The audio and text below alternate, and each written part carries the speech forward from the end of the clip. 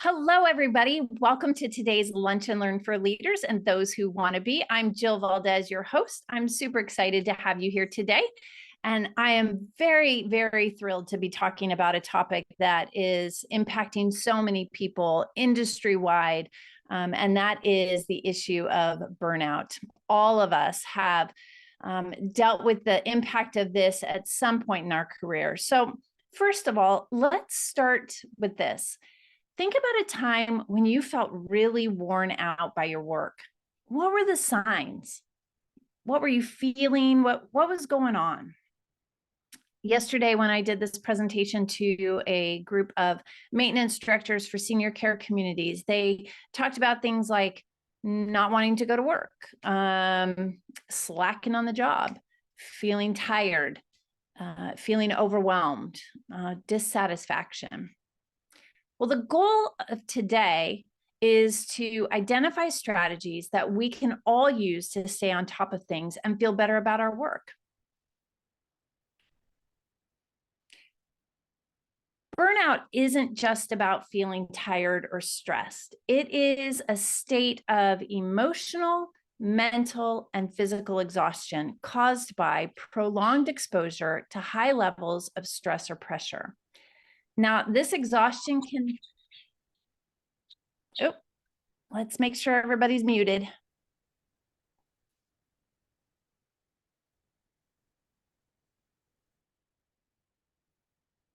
All right. So exhaustion can significantly impact both your job performance and your overall well-being. So let's think about maybe some of the signs of burnout. Some of those may include like constant fatigue or feeling drained, increased cynicism or some detachment from work. And look, we all have probably an inner critic or an inner cynic. I tell people that I am always, I always have kind of like a peanut gallery going in my head, and I'm pretty snarky by nature, but when there's burnout involved, you find that it becomes more critical and brutal and no holds barred. So increased cynicism or detachment from work, decreased productivity or satisfaction. Think about the time when you first started in your job and you were super excited about the work that you got to do. You knew you were going to be making an impact and you were really happy about the job. But maybe along the way, if you're starting to feel burned out by some of the things that are going on, you're going to feel less satisfied. That joy and the good vibes of the work that you've been doing, they're decreasing quite a lot for people who are burned out. And then maybe changes in mood. Are you grumpy? Are you grouchy? Are you frustrated? I was telling people earlier today that a couple of days ago, I had to go to the dentist. It's not an enjoyable experience. It's definitely not something that I like doing. And I noticed as they were doing the cleaning, I was getting really tense and I could feel myself getting more and more tense. I'm laying there and I just noticed like my shoulders just kept going higher and higher and higher. So things like that, changes in sleep patterns. Are you sleeping more? Are you sleeping less? Do you wake up in the middle of the night and toss and turn? You might not be thinking about work, but you're just tossing and turning and not able to get a good sleep.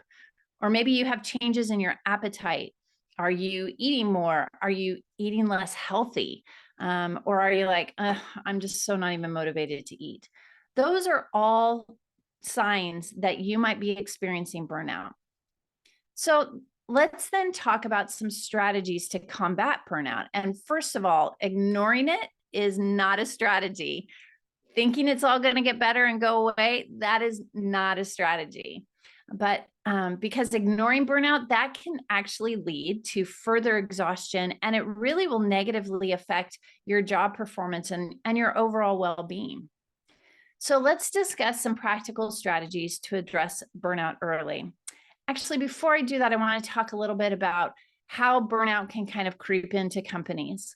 What I've seen in my time of working with people, whether it be working with individuals at a company or maybe the leaders of a company, is there's two significant contributors to burnout, and that is ineffective communication, and then a lack of teamwork. When people aren't talking to each other, when there's not that effective communication, that can really stir up frustration. Think about a time where you came to work and there was a project you were supposed to be working on. Somebody held a vital key of information, and yet there just wasn't communication. And so here you are working, and all of a sudden you find out that you have to completely pivot, or something else has come up, or the deadline is shifted.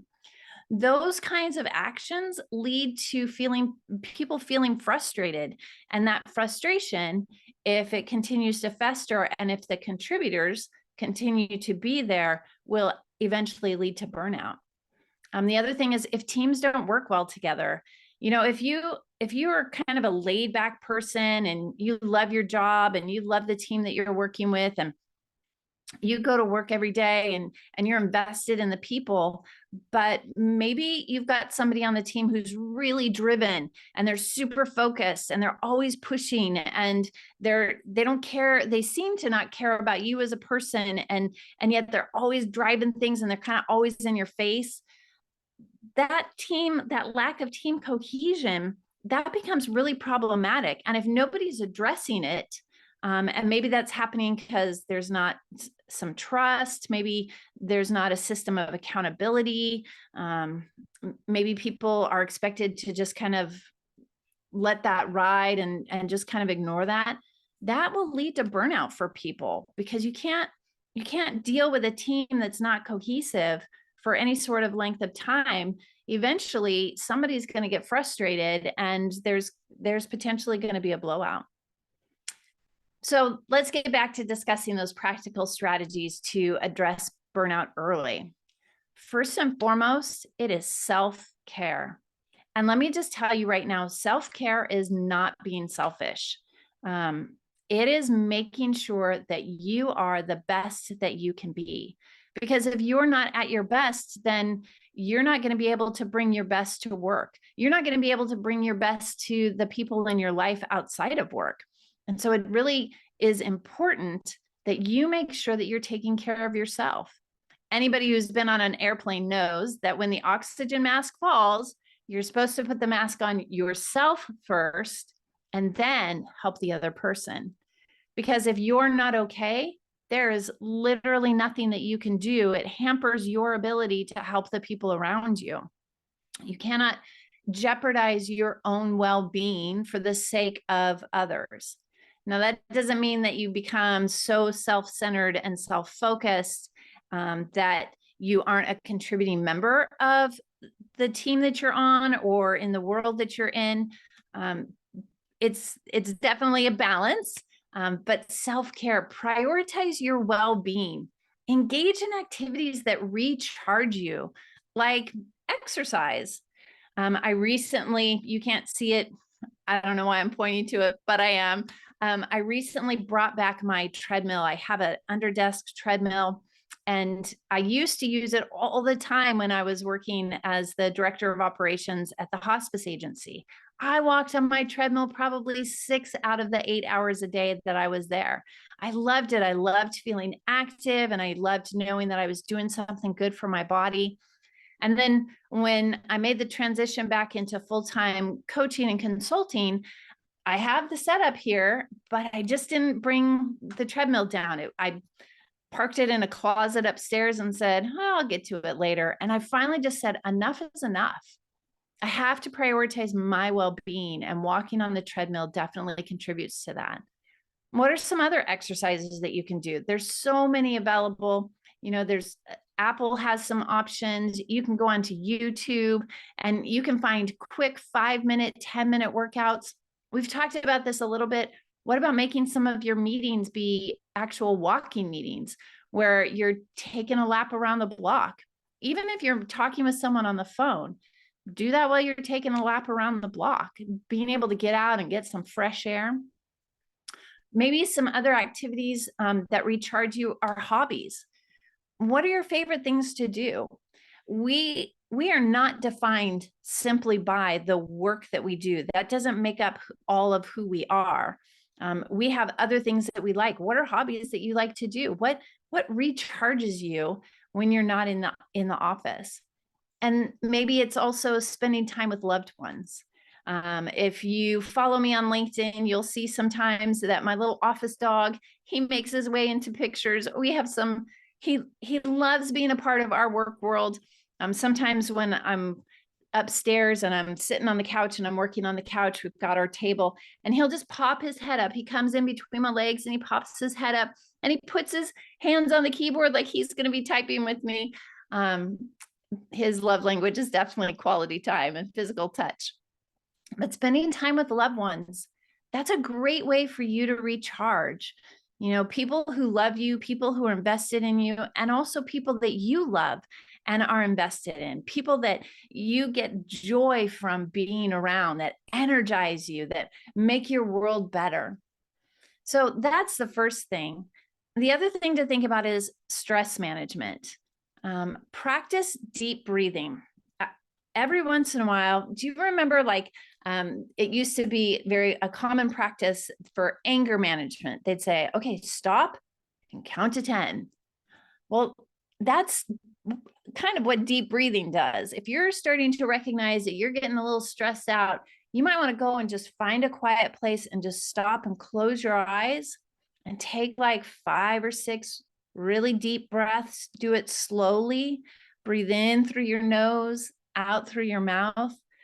What that does is it gives a surge of oxygen into your system, kind of cleans out your blood. And it also kind of helps with getting the other toxins and some of the other chemicals that are starting to kind of bounce around in your body to just settle and kind of disperse. So maybe practicing some deep breathing, some mindfulness, being aware of what the situation is and how it's making you feel. And then sitting again, just a few minutes with some deep breathing and thinking, okay, this is the current situation. How can I view it differently? What is an action that I can take to provide a different outcome? So practicing mindfulness, and there's nothing wrong with seeking support from others when needed. There is no shame in getting help, whether it be from a professional counselor, or again, when you go back to thinking about spending time with loved ones, talking through and going, man, something's going on at work and I just need somebody to talk to. I don't really need somebody to give me all the answers, but just to even be able to talk through this, to get it out. Sometimes I tell my husband, I have to get things out of my brain. They have to literally come out of my mouth in order for it to be something that I can let my brain go of. I'm obviously a super verbal processor, so that's part of my makeup, but sometimes just talking with someone. That's why having networks and having good connections with other people who can understand some of what you're going through, again, just to be a support, just, when you're having a hard time, having somebody say, oh man, I would feel that way too, or I could understand how you feel that way, or that must be so challenging. Those are really supportive statements that make you feel like, okay, this is a situation that is not ideal, but I'm going to be able to make it through. Another strategy is regular check-ins. Regular check-ins with your team. Schedule some one-on-one meetings. And again, I think the more that you find the benefit from this, the more it will become I use the word organic. It'll just happen naturally. But schedule regular check-ins with your team members. Talk about workload, talk about challenges, talk about and start looking for any signs of burnout on their part as well. Because what happens is it shows that you care about their well-being and it opens up a line of communication. Again, going back to, having that support system. Obviously, if you have people under you, you don't want to be like, oh yeah, this place is worse. Oh, this is horrible. I'm struggling so much. Oh, this is so bad, blah, blah, blah. Putting that information down into your downline is definitely not the best, but opening up lines of communication and saying, sometimes I struggle with this. Is this something that you're struggling with? And then being able to give that opportunity for them to talk. But when you have opened up that communication with your team, that begins to start building trust, and it starts breaking away some of those things, those contributors that are leading to burnout for yourself. Like if you're scheduling a one-on-one meeting with your team and you're meeting with them and you're finding out what they're struggling with, getting to know them as a person. I was talking with a client today, and he was sharing with me about how he has supported one of his team members because they have cancer, and he's been very supportive along that journey. Like, this is what we do as leaders, is that we get to know our team and we support them. And in doing so, they reciprocate back by having better open communication, trusting that you have their best interests at heart, trusting that because of that, they can bring things to you and they can talk to you about things. Another option, another strategy for to address burnout is workload management. Think about reasonable workloads. It is perfectly appropriate and probably a really good strategy to review and adjust workloads to ensure that they're manageable. Avoid overloading your team members and provide necessary support and resources. I remember when my husband and I, we started a church, and we were in the mountains above Fresno in Central California. And it was literally just him and I and our 3 kids, who were very young, but they were active, and they were they helped us make it. But we literally were wearing all of the hats. And so taking a look at people, and there's some people who thrive in that. There's some people who are like, oh yeah, I can take on the challenge of wearing multiple hats. I can do so many things all at one time. But eventually that comes to a point where they're like, oh my gosh, I can't do anymore. When COVID happened and we started losing staff, and there was just this big reduction in force, especially just to maintain positive operating income. I think people kind of got used to that and said, okay, let's keep working with as few people as possible so that we can continue to recover and so that we can continue to make a profit. But when you do that, you start burning out your team members. They were never intending to wear 5 different hats at a company. When you hire somebody for a job, make sure that you're clear about the expectations and that you have a reasonable workload. If the role is for a manager, you clearly outline, this is what the management is, and I don't expect you to both manage and do the actual job that you're managing. I expect you to just manage. So making sure that you have some reasonable workloads. Another thing that can help with burnout is recognition and appreciation. Acknowledge the efforts of your team. Regularly recognize and appreciate the hard work and dedication of your team. Expressing gratitude and acknowledging achievements, that boosts morale. And when you have boosted morale, that boosts motivation. A simple thank you it goes such a long way. We live in a time where thank you and please and manners aren't as prevalent as they used to be. People don't hear those accolades, those wow, great job, nearly as much as they used to. And so when we can say thanks, when we can express gratitude, there's a book out and it's called The 5 Languages of Appreciation. Because not everybody wants to hear an attaboy or a thank you. They might say, they might have a language of appreciation of quality time. Hey man, let's go grab a cup of coffee together. And I just want to do that so that I want to spend just 5 minutes with you to say thanks so much for all that you do. Or a thank you note. Like, it doesn't have to be it doesn't have to be super pricey. It doesn't have to cost you a lot of money. It shouldn't be this huge burden on you, but making sure that you are addressing and acknowledging gratitude and appreciation in a way that they'll receive it. I was telling a story the other day about when I was at that hospice agency, every day we had morning stand up, and we would end morning stand up with kudos. We'd say, okay, who has a kudos for your team member? And every day there would be people who would give kudos for different members of the team.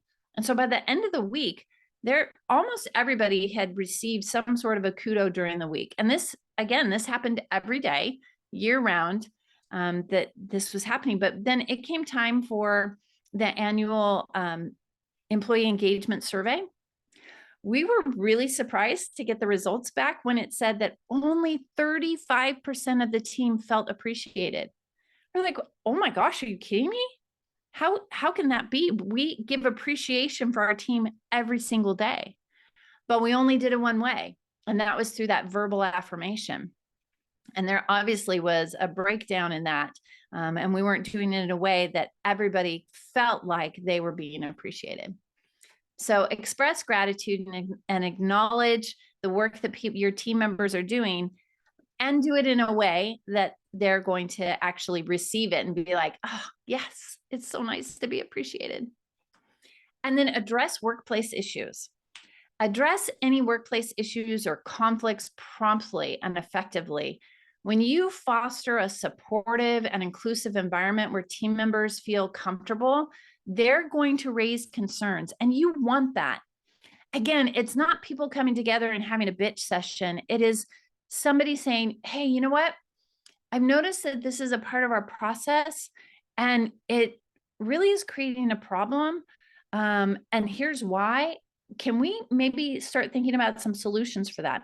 It's a time where people can come together and address issues that are impacting their job, impacting the success of the company.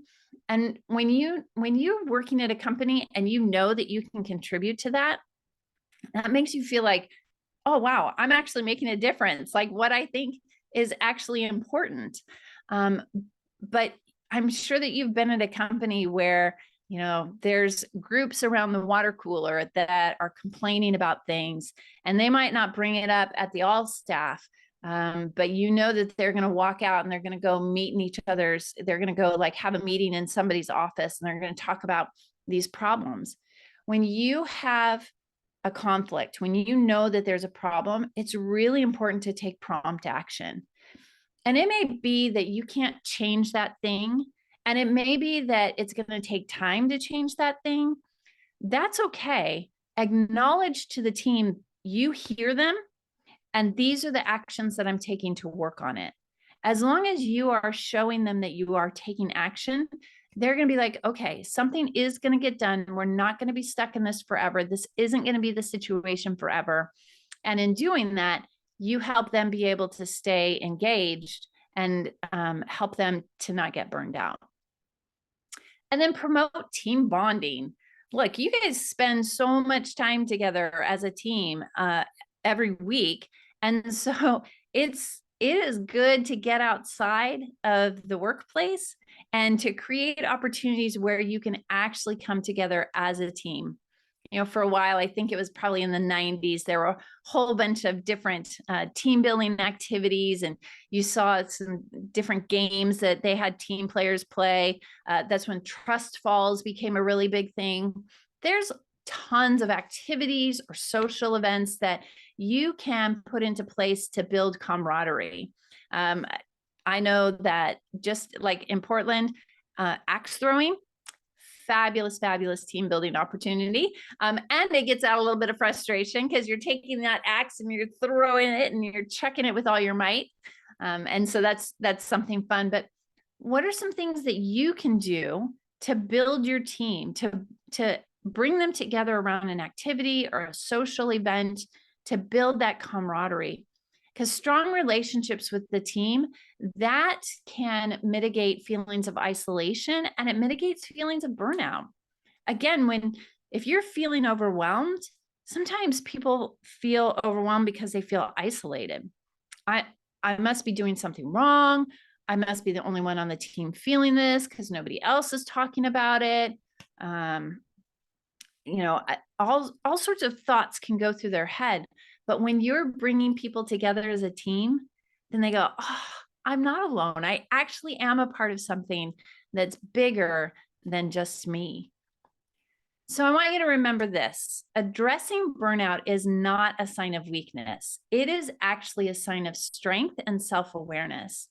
By recognizing the signs early and by taking proactive steps to care for yourself and your team, you prevent burnout and then you get to actually thrive in your role.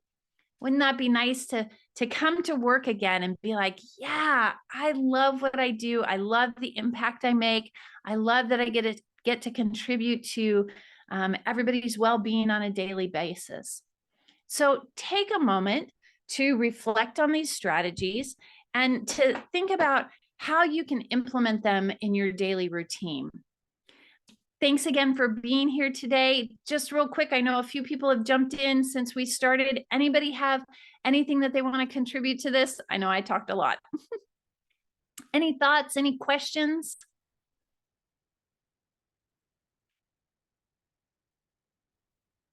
All right. Well, for those of you who are watching this recording, you know you can always get a hold of me. You can email me at jvaldez@linkconsulting.info. You can find me on LinkedIn, and you can also go to linkconsulting.info. When you go to linkconsulting.info, you will be given the opportunity to download my free ebook called Confident Leadership: How to Be a Confident Leader of a Committed Team Providing Stellar Service. It's just a quick and easy read. I think it's only 12 pages, but it will really help you along your leadership journey. If there's ever anything that I can do to be a resource for you, please feel free to reach out. I love helping leaders be their best. I love helping people be their best. And I hope you have a great week. We'll see you next week. Bye-bye.